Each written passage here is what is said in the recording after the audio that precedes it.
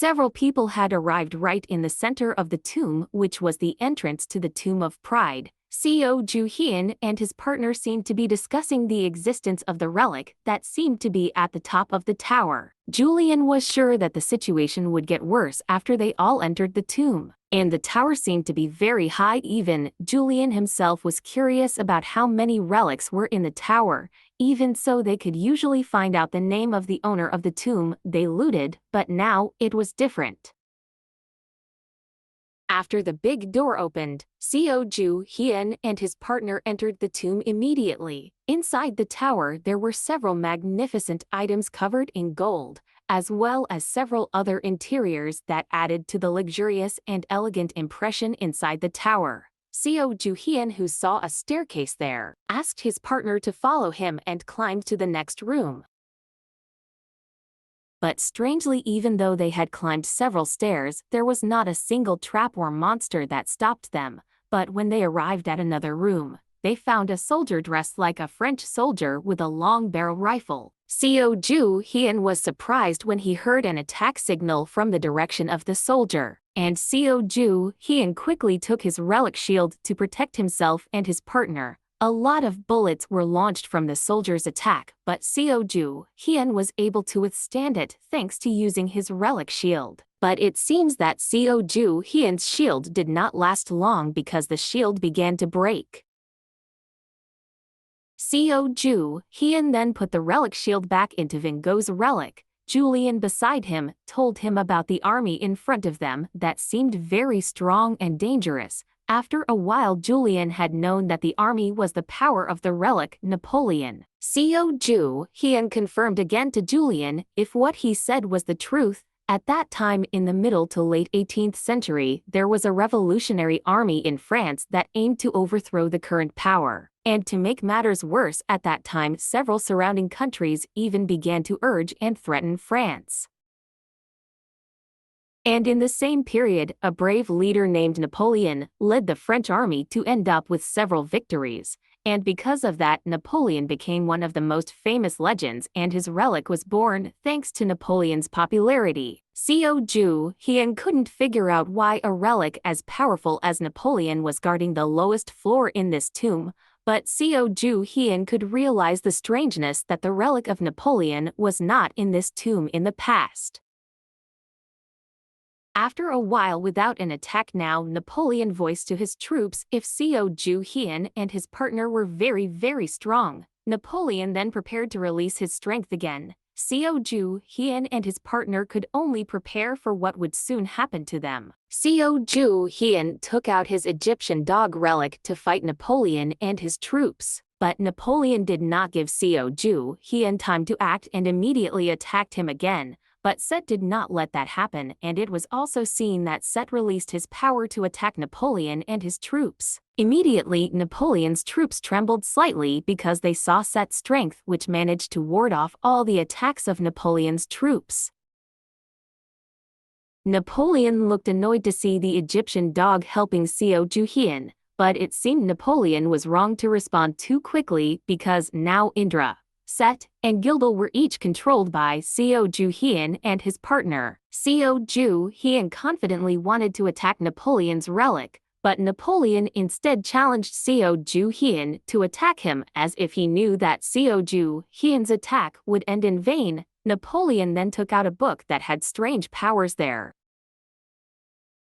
A book of rules and punishments that has a function similar to the relic code of Hammurabi Mekic. Seo Joo-Heon, who knows how strong the book is, now a little anxious and panicked because of the power possessed by the book. But Seo Joo-Heon does not want to just give up in front of the power of Napoleon's book. Even Set, who was beside Seo Joo-Heon, had a bad feeling about the book. Seo Joo-Heon now understood what he had to do and what plans he had to do at this time. Seo Joo-Heon was still thinking of various ways that he could defeat the relic that was similar to the Code of Hammurabi.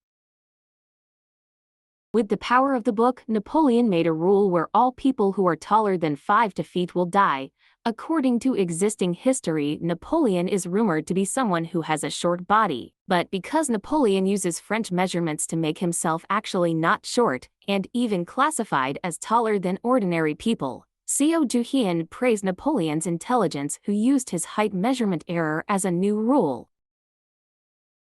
But Seo Joo-Heon did not want to give up, and he took out the relic of Tutankhamun to make them all become small children. And a few moments later they had all turned into small children, and with that they could avoid the attack of Napoleon's rulebook. Seo Joo-Heon did not mind their weakened abilities, because from the beginning Seo Joo-Heon did not want to fight Napoleon. Seo Joo-Heon told Set to create a sandstorm that could cover this entire room. Slowly but surely a sandstorm began to form and disrupt Napoleon's army itself. And when Napoleon and his troops were distracted, Seo Joo-Heon invited his partner to leave and go upstairs because he knew that Napoleon was not the owner of this tomb. Although Seo Joo-Heon actually wanted to fight and take Napoleon's relic, but he had other priorities and did not want to waste his energy. Seo Joo-Heon smiled happily because his plan was successful and they were not caught by Napoleon and his troops. One of his subordinates reported that they could not find Seo Joo-Heon and his partner. Napoleon was confused about what Seo Joo-Heon did to him so that he could avoid his rulebook. Meanwhile, Seo Joo-Heon and his partner still continued to run towards the stairs while Napoleon was distracted. Seo Joo-Heon was very happy because his plan this time went smoothly. After climbing many more stairs, they had several times found the right room that looked like Napoleon's Millie room. Now the three of them have arrived at a room that looks like Napoleon's Millie room. Now the three of them have arrived at a large and magnificent room. Seo Joo-Heon and his partner were surprised when they saw several other soldiers who were ready to confront him in front, but this time, the soldiers came from a different area from Napoleon before. Now the three of them could not help but have to use other plans and ways to escape or attack the soldiers. Now, Seo Joo-Heon and his partner have met with other soldiers. He was even surprised to see the number of soldiers in the tomb. Seo Joo-Heon felt a little lucky because the soldiers this time they did not carry firearms like before, and Seo Joo-Heon asked Julian to identify the relic. After using his relic now, Seo Joo-Heon knows that the soldiers in front of him are Shang Yu's soldiers. Right after that, there was a very loud shouting sound, making the three of them have to protect their ears from the loudness of the sound. And there Shang Yu was seen riding his horse. Shang Yu was a famous general during the Chu-Han War, where Shang Yu had also succeeded in destroying the Qin dynasty, which at that time held the greatest power in China. But Shang Yu had to defeat during the Battle of Gaixia and chose to commit suicide by stabbing himself. Shang Yu even received the title as the King of Kings in the western part of Chu, and the title is very suitable to describe how strong Shang Yu is. Shang Yu still yells at Seo Joo-Heon and his partner to listen to him. There is Shang Yu who threatens Seo Joo-Heon not to mess with him.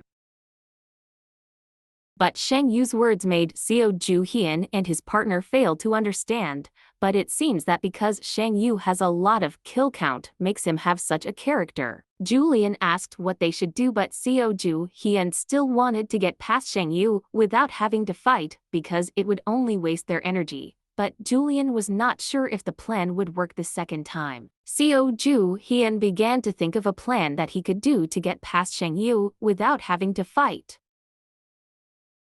Not long after that, Napoleon's soldiers caught up with Seo Joo-Heon on the floor, and Julian urged Seo Joo-Heon to return their bodies to their original form so that they could fight back. But Seo Joo-Heon could not do that because Napoleon still applied the same rules, and returning their body size would only lead to death.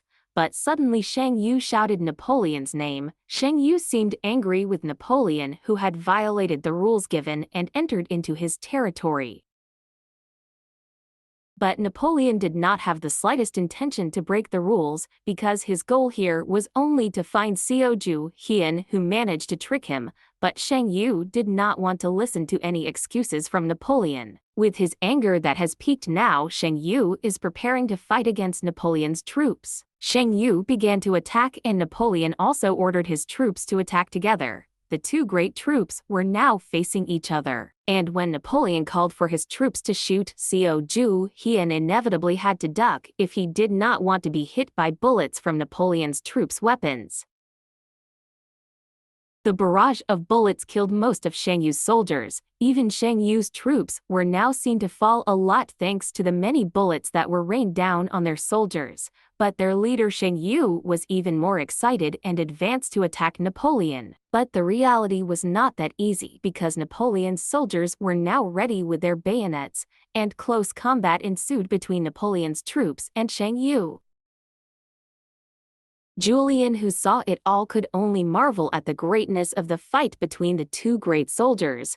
The fight continued to determine who was the strongest between the two of them, but Seo Joo-Heon found it strange now, because the two of them were not supposed to fight each other and were supposed to help each other because they were in the same tomb. Seo Joo-Heon felt that the two of them did not have the same goal of guarding this tomb, because usually if there was more than one relic in the tomb, then they would work together like the tomb before.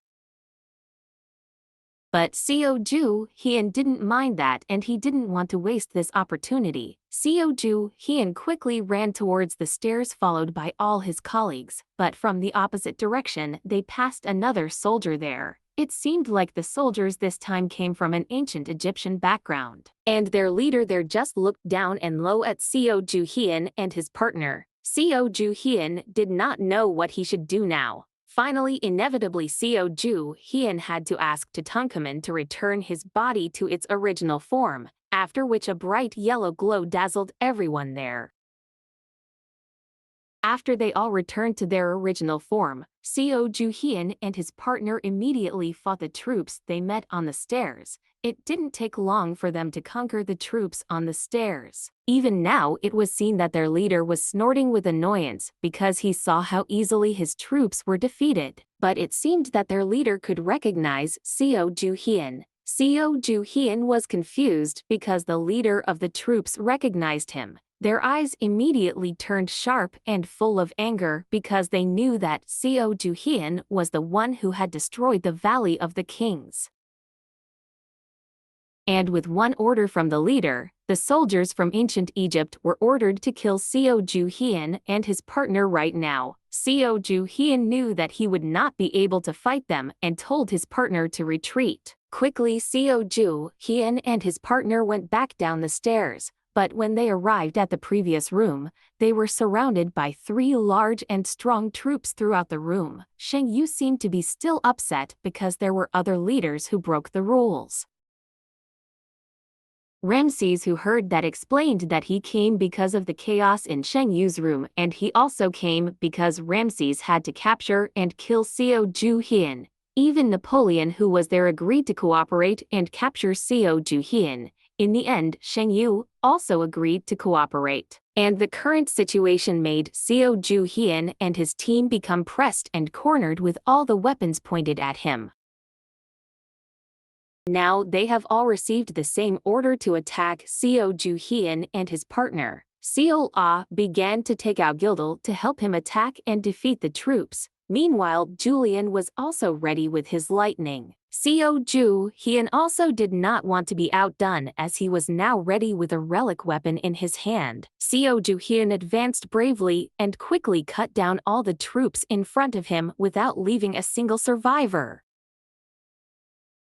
But because of the large number of troops that Seo Joo-Heon had to face now, he was a little tired. He did not expect that the 3 troops would attack simultaneously with large numbers. Seo Joo-Heon looked at Ramses, who was laughing broadly at the exhausted Seo Joo-Heon. Ramses was one of the leaders who brought the Egyptian kingdom to the peak of its glory. There are many buildings and statues made to honor and commemorate all his great achievements. Seo Joo-Heon now understands why Ramses has so many troops today because of the effect of his fame in old times. Seo Joo-Heon then took out the Anubis relic in his hand, because Seo Joo-Heon would try to use the power of the Lion Corps to attack Ramses' army. Julian hoped that Seo Joo-Heon still had a lot of power stored because their journey would be very long to the top of this tower. Seo Joo-Heon agreed with that, but now they needed to survive first. But it seemed like Seo Joo-Heon realized something now. She sensed that the troops from TBM had also moved closer to the tomb. Seo Joo-Heon asked them to wait for her because she would distract them. Seo Joo-Heon ordered the rope relic to come out and help him. A moment after that, Seo Joo-Heon ran fast and made a way to distract the troops. Ramses, who saw this, would not let Seo Joo-Heon escape just like that. Shang Yu and Napoleon there also seemed to be discussing with each other about what they should do with Seo Joo-Heon, who ran away. With that, they all chased Seo Joo-Heon from behind, and Seo Joo-Heon smiled happily because his plan this time went according to what he wanted. Meanwhile, on the other hand, outside the tomb was seen Yoon Si-woo, who was explaining about the tomb to his troops. Yoon Si-woo asked them to be careful with every trap they would go through as soon as they entered the tomb. But it seemed that the attention of the soldiers was distracted by something above them precisely from the tomb. There was Seo Joo-Heon, who was now descending the tomb using his rope relic. And when Seo Joo-Heon arrived on the ground, Yoon Si-woo was immediately able to recognize Seo Joo-Heon. All the troops who were there were surprised to see Seo Joo-Heon, who smiled at them as if nothing had happened. Yoon Si-woo, who was angry, immediately cursed Seo Joo-Heon in front of him. Yoon Si-woo would not let Seo Joo-Heon go this time, and he intended to arrest Seo Joo-Heon. But Seo Joo-Heon told them not to be rash and try to buy time. And a few moments after that, all the TBM troops were distracted by some troops following Seo Joo-Heon from behind. The relic troops looked angry at Seo Joo-Heon, who just ran away. Now, the relic troops were facing the TBM troops. Ramses, who saw that, became a little interested but also annoyed. Seo Joo-Heon there just smiled at the angry Ramses, and after that, Seo Joo-Heon used his power to hide himself, and it succeeded in making everyone there surprised to see Seo Joo-Heon, who suddenly disappeared from their sight. Seo Joo-Heon now ran away by hiding himself, leaving people there who were still confused. After that, the relic troops fought with the TBM troops. Some of them were ready to attack each other. But Seo Joo-Heon was not just silent, because during his journey back to the tomb, he stole several relics from the TBM troops. After it was enough, Seo Joo-Heon smiled back at the TBM troops, who panicked and worried because they lost their relics. Even Ramses there could not see Seo Joo-Heon, who was hiding himself. Napoleon was also the same, but he thought that Seo Joo-Heon was only difficult to see because of the chaos in front of their eyes. Shang Yu did not care about that and just slashed all the TBM troops he met. Ramses was not sure if Seo Joo-Heon was just hard to see because he knew very well the character of Seo Joo-Heon and all the rotten plans in his mind. Ramses then made an offer for whoever found Seo Joo-Heon, then he had the right to become the owner of the tomb. Ramses actually had other plans behind this offer, but Shang Yu, who did not think long, immediately agreed to Ramses' offer. Even Napoleon also fell into the trick made by Ramses. But Seo Joo-Heon, who heard their conversation, now realized something: if this tomb did not have an owner. Now, the mystery has been solved because of the many oddities that occur in this tomb, where there are a lot of nonsensical traps and several cultures that exist in the tomb. But in the end, this tomb has no owner, and with that, the relics compete to become the owner of the tomb. Because the relics plant their own traps, so the level of consistency of the traps themselves becomes irregular and random. Seo Joo-Heon, who got this information, wanted to immediately meet with Seo Ah and Julian and discuss their next plan. Meanwhile, on the side of Julian, now he has finished his last enemy in the room, and together with Seo Ah, who now looks exhausted because he has to continue to attack the rest of the relic army. Seo is a little worried about the state of Seo Joo-Heon now. But not long after that, Seo Joo-Heon suddenly came and appeared from nowhere and made them both surprised.